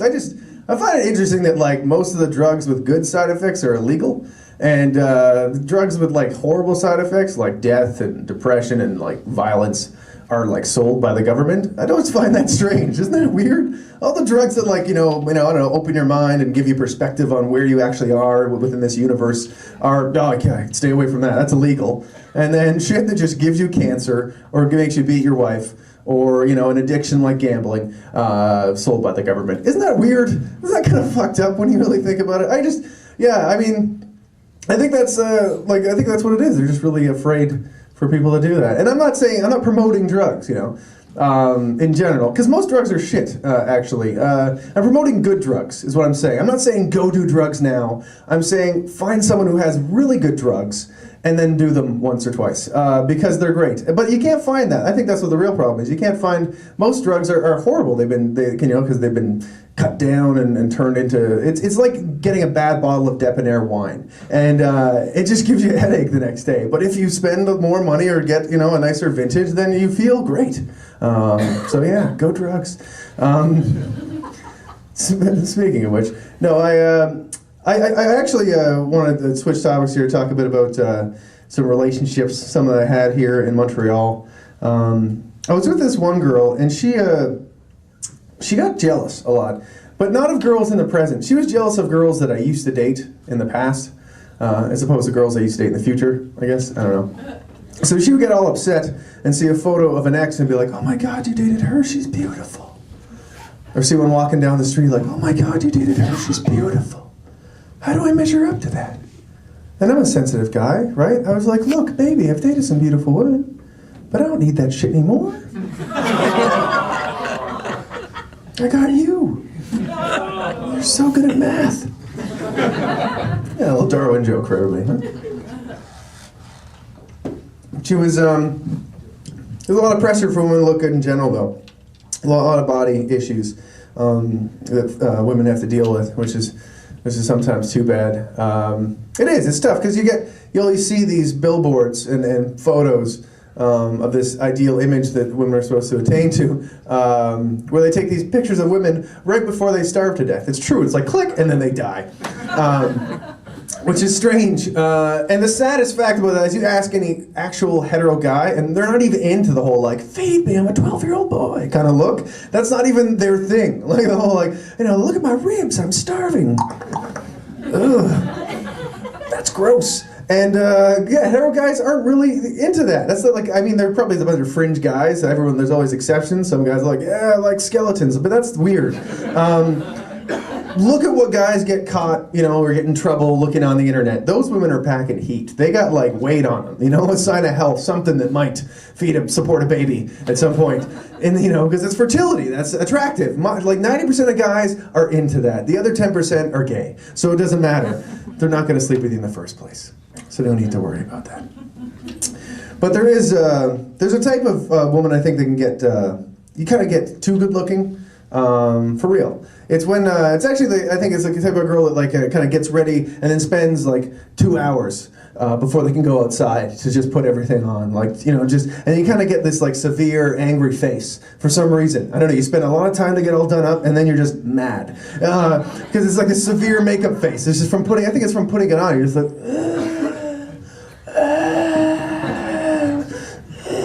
and then they just walk out and go to the club and they look angry. You can't look at them. They look at them like, what are you looking at me for? I'm like, so fucking like, I guess there's so they spent that much time and looking that good, so that's all they can think about. So then anyone else is looking at them, they think that person is trying to fuck them. Seriously, you can't walk up to these girls. You'd be like, hey, do you know where Yuck Yucks is? They're like, yeah, it's right up Wouldn't You Love To in Fat Fucking Chance. Oh my god, I'm so fucking hot. Oh my god. It's like, do you have the time? Time not to fuck me, that's for sure. Oh my god, I'm so fucking hot. That's just upsetting, I think. A lot of lengths, though, you go to look good. Sometimes hurting yourselves, even. High heels, for example. I don't understand that. Because I remember going to prom and having all the girls walk in the elevator in the hotel room, take their shoes off, and like their feet were bleeding. That's weird that you would do that just to like, ooh, look, why would you hurt? They don't even look like feet when you take them off either, because their toes are so squished together, they kind of look like some kind of flipper or something. Like a bunch of crippled penguins walking out of a bar at the end of the night. And why, honestly? Like, to what end? I mean, the odd guy might be like, I like women in heels, but it doesn't make a difference at all. Never has a guy ever looked at a woman and been like, she's beautiful, I gotta talk to her. Sneakers? Fuck that, I'm out of here, screw it. That's never happened. And it never will. I think you wear heels because you want other girls that you don't like to compliment you. I think that's my theory, yeah. For real, that's it. You don't even care about, you want that woman you hate to walk up and be like, oh, nice heels. And you're like, yes, bitch, awesome. Some girls say it's because it makes your calves look nice, though. And then makes you a bit taller, and makes your butt pop out. That's lying, really. Yeah. The last thing I want to do is take a girl home at the end of the night and have her just kick her heels off and have her butt disappear into nowhere. Some kind of butt vortex I wasn't aware existed. It's not over either. Then suddenly you're going to whip your breasts off with your bra and throw it right in the corner. I'm thinking, oh shit, breast before nothing. In the corner. What's happening? This is not cool. And it's not over, and then suddenly, I'm just gonna go wash my face off. And then they come back with their face washed off. That's the worst magic trick in the world. And there's no reason to do that, because you look beautiful just the way you are. Unless you're ugly, then slap that shit on. Oh my god. Just kidding about that last part, but everyone always laughs, so I gotta keep telling it. Yeah, it's been good to be back here, though. I enjoy it. I do enjoy being in relationships. I think romance is a tough thing to sell, though. Now it's harder, with less spirituality. How do you fill in the romantic side of things, right? If it's not up to, because like I think in the past romance was a lot easier because like you made a promise like with you and like God, so you always had this like image of a guy being like fucking work it out anytime there was a fight. But now you don't have like most people don't have that. So what's romantic? Like, is it chocolates? Is that what's going to seal the deal?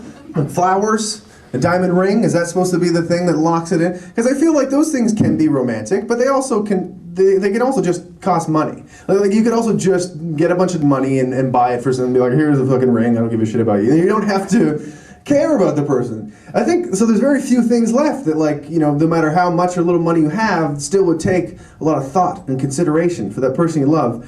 Which has made me realize, I think really the most romantic and beautiful gift you can give somebody you love is not fucking other people. That's really the most beautiful gift that could be given, and it's more rare than a diamond, believe me. It's, yet, the thing is, it sounds nice and sweet, but no one will accept that in a card. You wouldn't take that in a gift form. That's the problem. It's the most beautiful gift, yet it won't even be received. Because there's no woman would take, like, my dearest Angela, this year I had the opportunity to cheat on you 8 times. Some of these girls offer to do things you would never do. And although I really, really wanted to, I didn't. Merry Christmas. It's just not how it works, unfortunately. Can't give that as a gift. I'm gonna tell you, I got a story. This is something that happened to me last night, and so it might, I don't know, it's a story, let's see if it's a joke, but being a comedian, there are some, like, the really boring times on the road, but then, like, usually with other comics, so it can get a little strange. So I'm gonna just retell something that happened recently on the road. I was with another comedian, really funny guy, really like him, we get along quite well. Don't see each other too much, but when we work together, and we finished the show was in a hotel, went to our separate hotel rooms. I was about to go to sleep. I had a pretty rough day, relationship-wise, financially. It was really like a rough day, so I was ready to go to bed. And then I get a text, and I'm going to read it because I kept it on my phone. I get a text from this guy. This is totally what comics do, too, when you're just bored on the road. And he basically, here he texts me. He says, this is what I get from him. There's a strip club in Trenton, ! And it's disgusting according to the internet. Let's do this. So then I'm just looking at it, like, what am I supposed to, like, and I'm ready to go to bed. Like, normally I like to do something, like, strange or weird, when you're bored, but I was ready to go to bed. I'm like, for real? All right. And finally I tell him, all right, let's do this. But then I one-up him. I'm like, well, what's better than horrible lap dances from a strip club? Lap dances on ecstasy. So we went to this strip club, and we happened to have some nice ecstasy. So we went into the strip club, took ecstasy, and it was 1:30 in the morning. So we only had a half hour left, which meant that really didn't kick in until we both got alone in our hotel rooms again, which is really a weird time to have that kind of thing kick in. Oh my God. So that's kind of, we're now in the hotel room, just kind of in our own separate rooms. He's down the hall.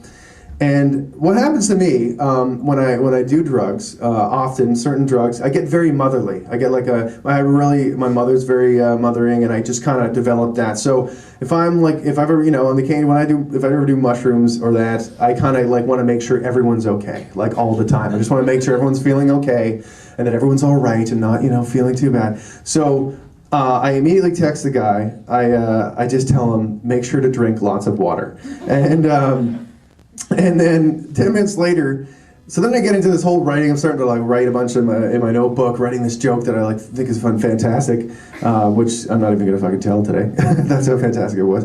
But I finished writing it, and then he just texts me back, shit just kicked in. So immediately I want to share. I'm in this like mood where you kind of open and so I want to share this joke with him. So I text back immediately, fuck, I'm coming over. To which he replies, no thank you. Because the last thing you really want after taking a hit of E and it peaking is from this to run into your hotel room. You don't want that at all. No one like freaked out. So imagine if you're all on ecstasy in a hotel room by yourself. Even less would you want that. So he texts no thank you, and then I felt bad because then I felt really like, oh no, like did I basically felt embarrassed. So I lied and tried to cover my tracks and went like, ha ha ha, got ya, to try to cover it and not make it feel like I was getting worried. Like, does this guy think that I was, gave him ecstasy knowing that we were going to take it late and it was going to peek back at the hotel room as if I timed some gay conspiracy. I was starting to think, and I was on E, so I'm thinking that maybe he's thinking that. I don't know. So I text, ha ha ha, got you. And then to fix the matter, which is why you should never lie. Just be honest with people don't try to cover your tracks, even white lies, because this is what happens when you're on ecstasy and you're trying to cover your tracks. I say, sorry, now's not the time to fuck with you, I know, but I couldn't help myself. That's the gayest thing you could ever text to somebody. If I was actually gay, that's what you would text. You would text and there's nothing wrong with being gay, fucking have at it. Like I said, a little bit of time left on this earth, do what you want, make yourself happy. But if I was actually coming on to him, and then he kind of turned it down, I would have said, sorry, no, it's not time to fuck with your head, but I couldn't help myself. Like, what the fuck? And so he texts back, ha ha ha, nah, I'm good, nice try though. To which I realize now he totally thinks I just tried to fucking drug him and do something in him, like absolutely. And I realize that this is like, he doesn't totally, but he's probably like 50-50 flipping a coin right now. And so I'm just like, oh no, like this guy's gonna fucking, it's like a small town with comics, he's gonna, oh no, does he think I'm gay? Does he think I'm gay? Oh no. And then I thought, I was so when you're on E, you're open to all possibilities. So at this point, I was like, he thinks I'm gay. He thinks I'm gay. Am I gay? Oh no, am I? That's what a gay person would. Did I not know this? Am I fucking gay? And I'm not. I thought about it. I really considered it though, but no, like I don't feel like I don't want to touch anyone's cock but mine. That's it. But man, it was close there for a second. And then, yeah, so then I just texted it back saying like, yeah, I basically said, dude, I just reread that whole conversation, and considering the state we're in right now, I can see how that would have been misinterpreted. And he texted back, haha, safe to say it'll never be mentioned again, ever. Except here, to now, in front of 100 people. That's how I fucking held it on the deal, because that's how I do it. So that's my comic drug-induced story. Hope you enjoyed it and you seemed to laugh. But yeah, it's a new story. There's no like, and then we had sex. Like, see, that would be a good end, right? So we fucked anyway. Like something to really hit it home. But it's not. It's just the truth. So I've got to stick to it. I have another strip club story, which I'll tell real quick. This was with my girlfriend. We were on the road, driving throughout the U.S. And it was my birthday, and we were in Tampa, Florida, and she suggested, she's like, why don't we go to a strip club? Now, I know I brought up that I, raised by women. I am a bit of a sensitive. I'm also like, I'm not really crazy about strip clubs. Like sometimes it's fun to go and just like for an anthropological standpoint, but I'm not like, seriously. It's interesting because a lot of strip clubs in small towns are usually like an old building, because like when they started the entire village, they went like church, people getting naked for money. Like these are the first things. These things have been around for a long time. So it's interesting, but I don't go a lot. I honestly, like once a year or so, if that, for real. So it's not really generally my thing, but my girlfriend wanted to go. So I thought, well, maybe I should encourage this, but let's go to a strip club. So we looked at this place called Skin Tampa, which said fully nude, and we thought, isn't that the whole point? But we didn't know that apparently in the state of Florida, there are strip clubs where you can drink, and then they keep their bottoms on. Or no, sorry, I just fucked that up. Yes, that's it. No, you can drink and they keep their bottoms on, or you can not drink and they get fully nude, but then it's just like Red Bull and water, which is horrible. Who would ever choose that? I mean, if you are at a strip club, you're there with a beer, and the bouncer walks up and goes, "Hey, buddy, I'll take that beer out of your hands," and you can see that stranger's asshole. Like, no, absolutely not. No thanks. No deal. In fact, raise my beer like twice. Cut the beer in half, and we're at a bar. Hooray! Put your top on. Let's do this.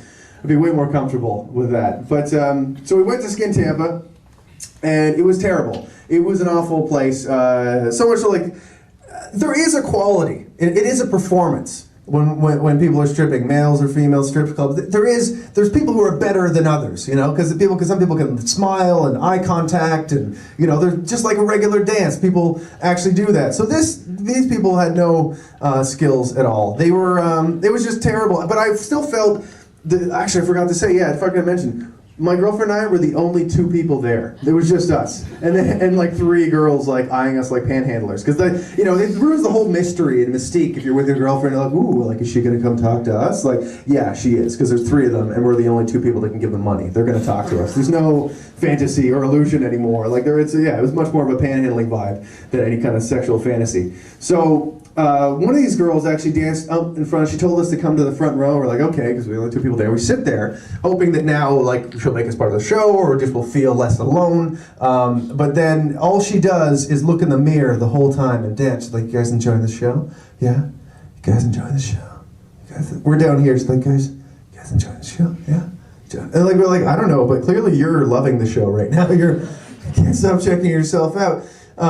So it was terrible. So we finally, actually, we got okay, there's this one girl. We'll go have dance for us. Let's do this, get it over with. I just want to go home. Really, I didn't want to go. Honestly, that day, it was my birthday. We went to the zoo for free in Tampa because it's my birthday, and we'd had seafood.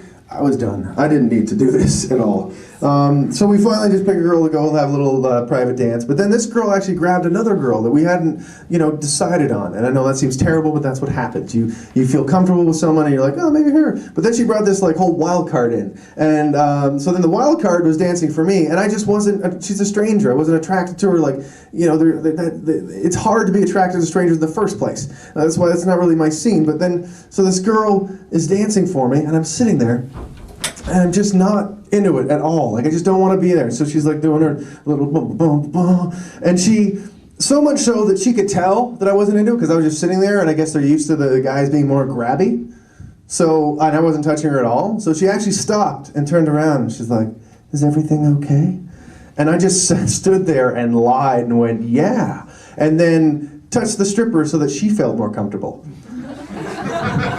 Which is freaking weird. I think that's the only time that's ever happened. I could swore it was the other way around. But yeah, I touched the stripper and made her feel better, which is strange. I just don't think that's how it should go down. But that was my 29th birthday, for real, no lie. It was fucking pathetic. I couldn't stand it, but I shared it with you guys for some reason. I'm gonna get going soon. I just want to tell you guys a couple more things.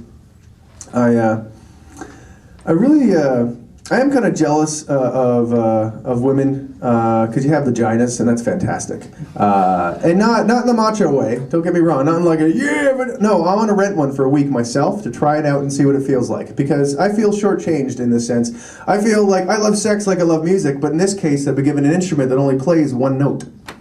Yeah, yeah. It's that's all I get. The whole repertoire of sexual expression, and all I get is. That's it. That's the only thing I get. Meanwhile, women, you've got saxophones or something. You can go for 4 minutes and play different keys and have solos and just switch different buttons and valves to do different things. So much more varied expression of just it's crazy. I feel like I'm sitting there in a band, but I've just got the triangle and I've got my one note to play for the entire song, just waiting for it. Okay, here it comes, and she's just hitting all these notes, all these crazy noises, and I'm just and I'm just waiting. Let's hear it from Kristoff at the back. I'm sorry. Just going off. Some of you waste them too, honestly, you do. Yeah, you do.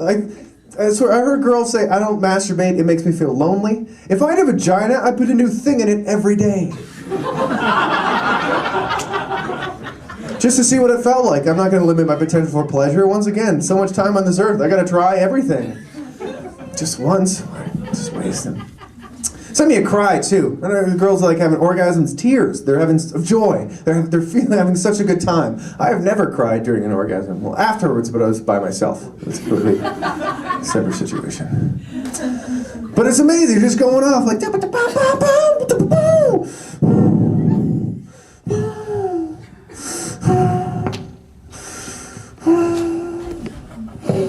Don't touch me. It's weird. It's tough. Guys we have body pressures too. I was talking about female body pressures, but guys have them. We're just not allowed to, to talk about them. There's no forum. You can't be like, Steve, I want to talk to you about my dick. He won't talk to you about it. Steve will stop being your friend if you ask him. So we just bottle up inside and get in fights. That's what we do.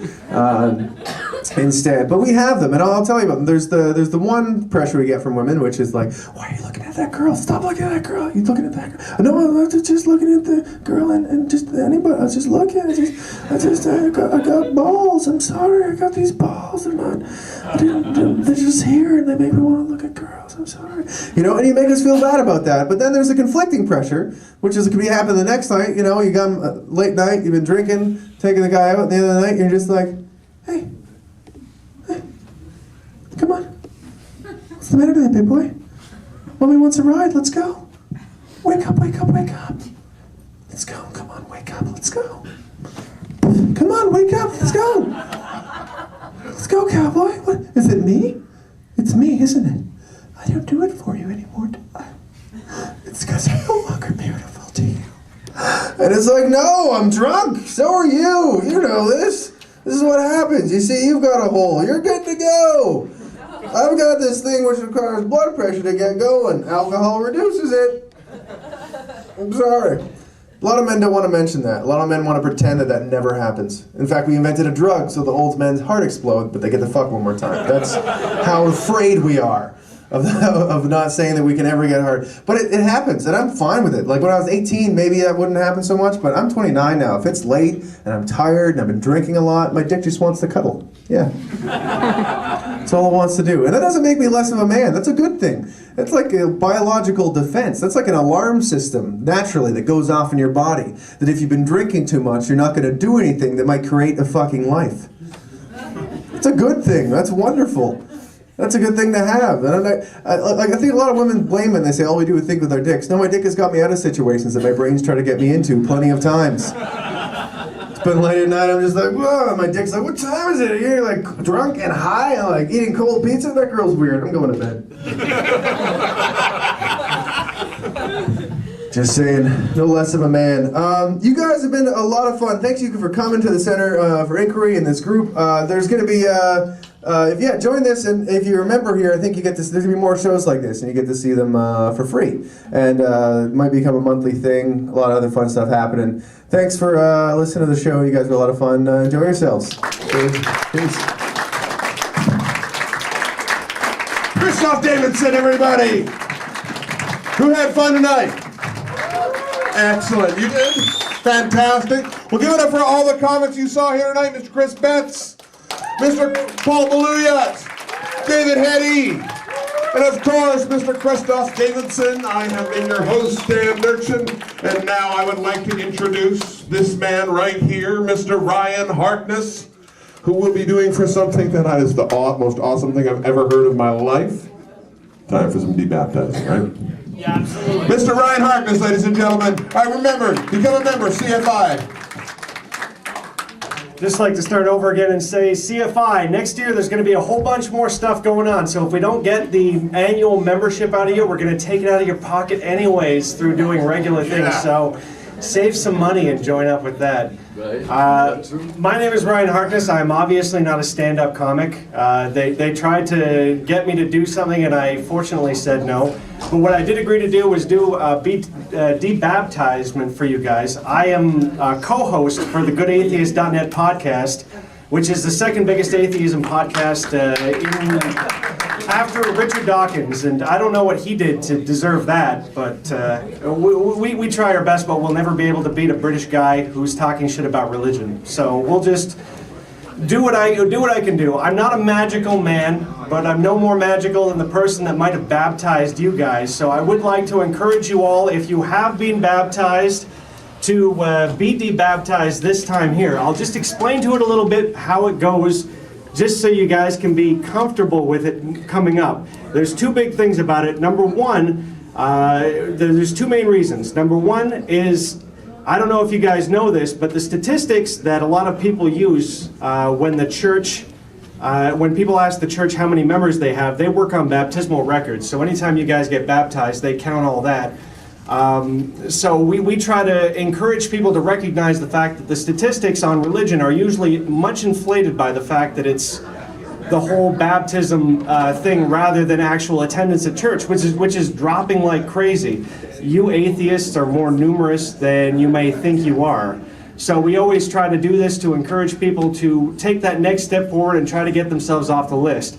Now, before I move on, one thing I do want to say is that this debaptism does not get you off the lists at your local church. Unfortunately, they consider it to be, once Jesus gives you that magical debaptism stuff, you're going to be debaptized forever. The one thing that you can do is try to get excommunicated. Let me tell you what, I've sent some letters, some very mean, full of salty language letters, and I've never managed to get myself debaptized, so I'm not too sure. If you guys do really want to feel like a key part of this is to get yourselves off the list, give us your email and we will forward your information on to the appropriate people and see if they will take you off the list.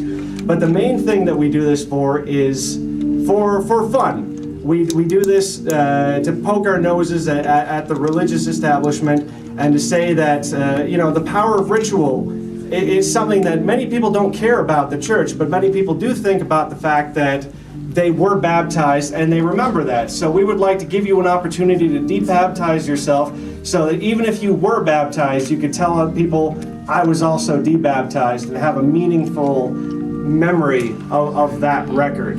So this is the main thing about it. The way it's going to work is I'm going to ask people to stand who want to get debaptized. I'm going to read a couple of statements that I'm going to people to say I do to, and after that we're going to get you to come up and get a certificate of debaptism while I debaptize you with the official reason hair blower, the holy hair blower, which will dry off the baptism water that baptized you in the first place. So that's basically how it's going to go. We got our organist here, so we can all feel like it's the appropriate form, and I think we're pretty much ready to go. So I'm going to basically roll into it. I'll tell you guys when you should come up. We, the sad, serious, somber, humorless, unsaved atheists you've heard so much about, will engage in most serious business tonight. We shall undo the baptisms performed upon us against our will by religious organizations we neither believe in nor support. Any of you who have been baptized and wish to be debaptized, any of you who have not been baptized but are afraid of getting baptized by Mormons after you die, which is something that they do, just to let you know, or anybody with semi-wet hair who needs some drying and styling, I can also handle that. Come forward now, stand up and validate your non-belief and be cleansed by the flow of our holy hair blower. So I'd like you to stand now and say, I do to all of these beliefs that you guys believe in. We are gathered here today to separate these men and women from a tie to unreasonable superstition, an ethically unjust system in which the punishment of a righteous person can absolve the wrongdoing of the unrighteousest crime. That's Jesus Christ, by the way. We're saying no Jesus. Do you renounce superstition and faith and will strive hereafter to be guided by reason and evidence? If so, then say, I do. I do. If you do not believe that someone else should be held responsible for your actions, that you accept and embrace a system of ethics independent of all arbitrary assumptions made by religious authorities, then say, I do. I do. Do you agree that the magical potency of today's ceremony is exactly equal to the magical efficacy of the Christian ceremony of baptism via sprinkling or total immersion in hydrogen oxide? Then say, I do. I do. And do you agree that the power of that magical ceremony is completely non-existent? Then say, I do. I do. In nomine de scientia causatia impressit testimonium, I ask everybody who would like to be debaptized to come forth and feel the holy heat of this reason hair dryer.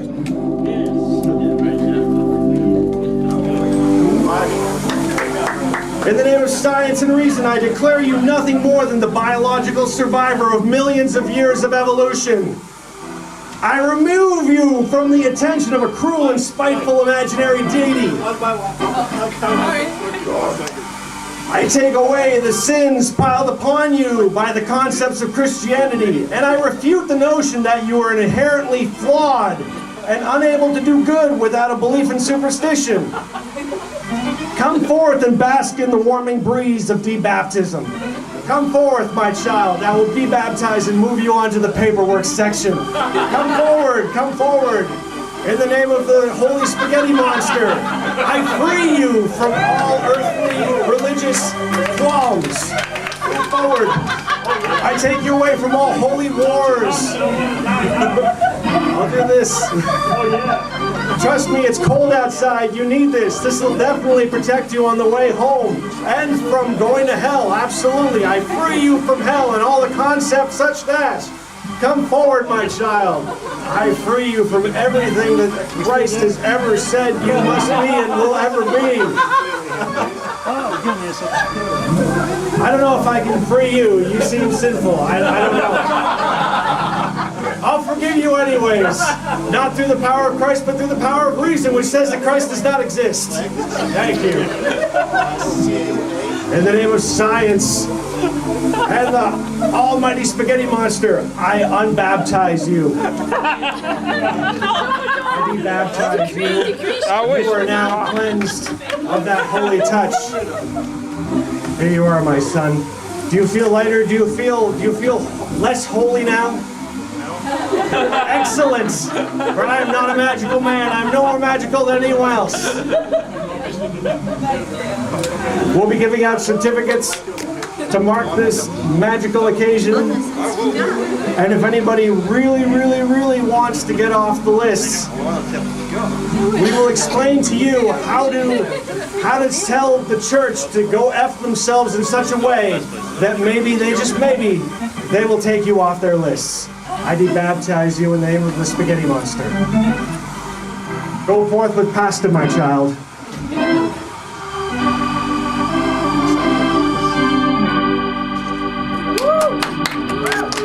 I feel like we've done some magical work tonight.